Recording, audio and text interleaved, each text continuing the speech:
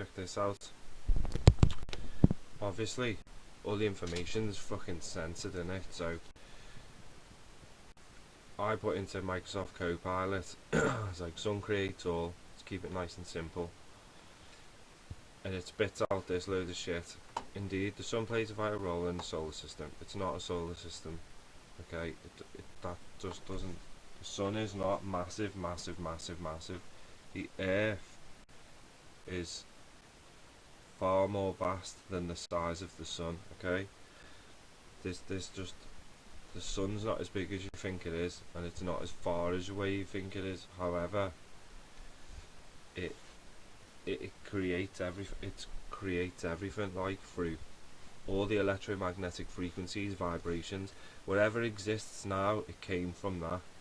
Whatever field and magnetic and vibration there is, and all these things. And have you noticed how animals, like, they make sounds? The way they talk, they speak in vibration. They make, like, birds whistles. These are all frequency sounds. Each animal makes its own frequency, and it's attributed to that direct frequency. Each plant has its own energetic frequency, and every one of them interacts with the sun. Okay, it's the sun that charges the earth. It makes it it fills it with ions and life and frequencies of all kinds. Everything reacts to the sun.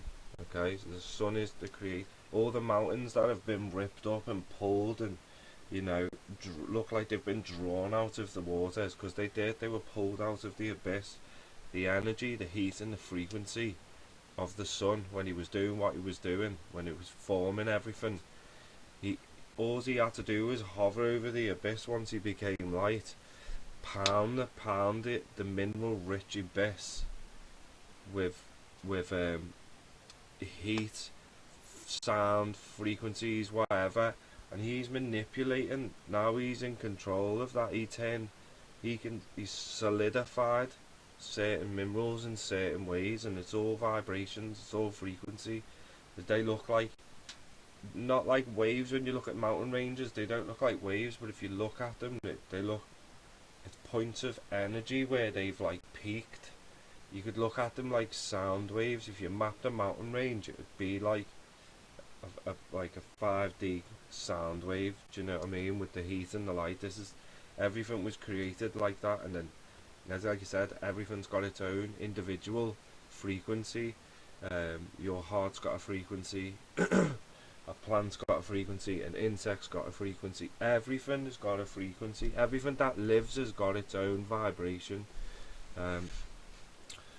So yeah, so Copilot, getting on to the point, spits out this rubbishness, mate. Like, what, I've caught it out.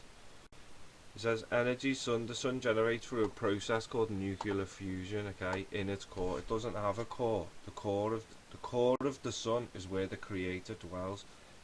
There's no cores. There's no cores on Earth either. There's no Earth's core. The lava, it's the vibration and the frequency that penetrates into the ground at the point where the energy from the earth meets, causes heat, which causes a liquid rock. Okay, if you get two opposing energy forces, obviously from the earth, deep in the earth, to the sun, in between all of that, the earth being charged, there's different levels at which different energies meet. Okay, and this is where you get, like, atmosphere and stuff like this. Okay, this is why water hangs in the sky the way it does. It's because that's its vibration, you know, and that's its pressurized and everything. And so lava is caused by where two frequencies opposing. So obviously the earth and the sun, because he reacts with everything. He's created everything to be reactive, you know. It's so anyway, where they meet, it causes heat and friction. It's like getting blasted with a radio, with a microwave. Where that meets you, which is also an energy and a field, where that meets your skin, it creates heat.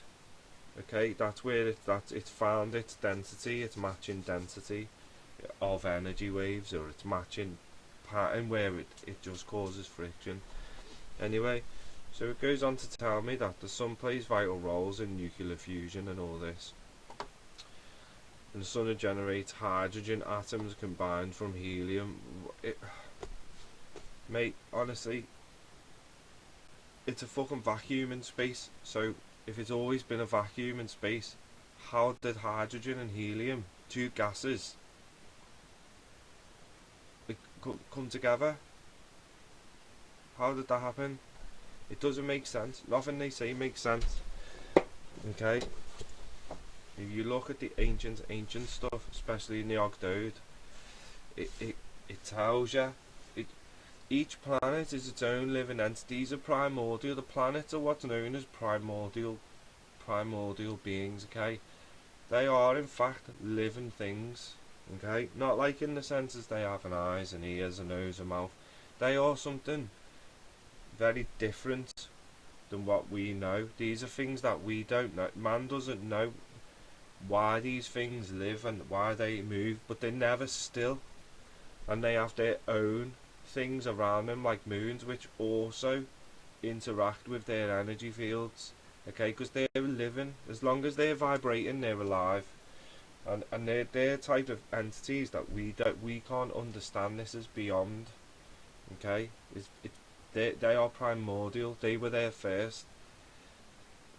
Now when the sun, because he was one of these like planets, let's say, he wasn't, but he's created it somehow, because everything lives. What is the sun, or what dwells within the sun, learned how to create light. It stopped living in the darkness. Now obviously I don't know, because I'm not on that level of like I was a planet, I know how planets think, or like I know how primordial things are. I don't know, but what it seems like is one of those planets worked out how to create light, and from that opened up a whole new chapter. He basically made it out of the darkness, because it was darkness. It says it was dark in the middle of the script, at the beginning of all things. It says there was darkness over the void, which is empty, of the surface of the deep. So it's just a deep surface of mineral rich, very deep liquid substance. I wouldn't even say water, because what we know as water is only a part of the abyss that's been separated. Okay, that's just it's like rainwater. It's all separated in layers. And okay, so however the sun figured out how to do that, he became like, this is what the Hadron Collider is. This is what it is. It does do dodgy shit, but what they're trying to find out is how did he? This is why they're smashing particles together, because they want the power of the sun. They want the power of the Creator to do things, and they will achieve a certain amount of power through something else which also has a bit of knowledge, but not the knowledge the sun has. There's things it doesn't know. So what they're trying to do is smash particles together to create a mini sun. They want to create something that lives out of smashing particles. They don't know how it's done. Okay, because you're not a primordial being, like you're not a fucking planet. We're just fucking people, mate. You can split down the atoms as much as you want and smash them together. You will never get that.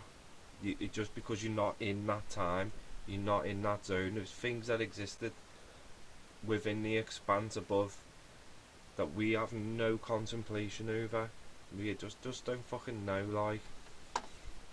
Right, so yeah, the sun's energy, blah blah, photosynthesis provides light. It doesn't, if you grow, right, and especially if you know what grow lights are, when you start using grow lights, you start understanding that not all light is the same.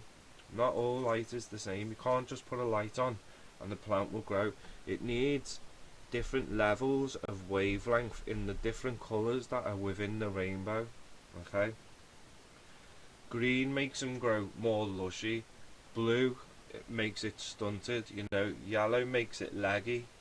You know, and then red makes it, you know, red's for flowering and far right because it's heat and warmth, and it's ultraviolet as well. There's ultraviolet and far red radiations, and the different levels of light, of the light spectrum, is what the plant needs, and different plant needs different levels of different light spectrum, and it's all catered for the plant. It's not just shining light and it's like, hey, each plant has its own unique need for certain amounts of light, different colours and different wavelengths at certain amount of times, and at different times in the year, and the sun provides all that. Like, it tells them when to do what to do this, when it's just, that's just what it does, right? These just try and dumb it down, light and heat. It's more than that. It's more than that. It's well more than that. It's not just light. It's all electromagnetic energy, wave, light length. It's all in one. Okay, so allowing plants to grow to support entire food chain, just stupid. I hate the way they talk like this. Supporting the entire food chain. Nah, mate, you need supporting the fucking earth, like, you know, without it we're all dead, simple as. Additionally, it heats and warms up our planet, maintaining a habitable environment. That's just load of shit, mate. Anyway, look, solar radiation, visible light, UV rays, infrared radiation. These all what? Your ultraviolets like purify your water, your far reds and that like grow flower plants. It's more than what they're making out. These are just dumbing you down to you. That's all you know. So the sun's outer layer constantly releases charged particles known as solar wind, yeah, electromagnetic energy, right, creating the phenomenon. Right, so it's telling us now it's electromagnetic, okay? Okay. The sun plays solar system through fusion, right, but the sun is electromagnetic. No, the sun is electromagnetic, not fusion, this is me. The sun is indeed a fascinating blend of both nuclear fusion and electromagnetism. Right, let's break it down. It gives you all this stupidness. Right, you don't get electromagnetism from fusion. You're absolutely right. I appreciate your attention to detail. Let's delve into this fascinating interplay between nuclear fusion and electron. But you don't get it. You just said I'm right. Okay? At the core of the sun, the fusion reacts, nuclear fusion occurs. You don't. You just get fuel and fire with stuff like that, releasing an intense amount of energy. Doesn't matter how hot you build a fire, it will never become magnetic. It's just because of the particles and that. Okay, it just doesn't do it. Okay, there's no solid thing for it to ionize into fuel. Right.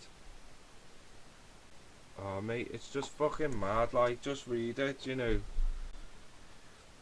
You don't get burning hydrogen and helium to creating plasma to then create a magnetic field. You just don't get it. Like, it doesn't exist. Alright, this is where they're not telling you, man. There's more to what in life, especially when it comes to the sun, what they're not telling you. And they're blocking out these particles now, mate. They're blocking different wavelengths of light out. Have you noticed how, like, it's sunny, but all of a sudden the ground is proper dry? The ground is dry. Do you know what they're blocking out? They're blocking out the greens, the blues, the oranges, the yellows, and they're just letting through the UV. This is what that spray is, and they're just letting through the UV and the far red, which is the radiational heat. And what's that gonna do? Is what through their spray, that's gonna cause so many problems for growing crops, heating the earth. The earth's going to become superheated because it's not getting the rest of the wavelengths. It's not getting the other necessary wavelengths for it to operate properly. So basically they're causing a climate change. They're causing that, and they're going to bring in all kinds of shit for climate change where they get to control you and screw you down. It's coming, mate. It's coming. The sun is the enemy. They've used his name for the alphabet fucking spaghetti people. You know, the fucking LGTB fucking whatevers. They've given his name, which is the rainbow in light. which everything lives by his name, which is light, and light is love, and he loved the earth, he loves everything in it, because he makes it all grow and live, everything reacts to him. So, it is what it is. Right, I'm out.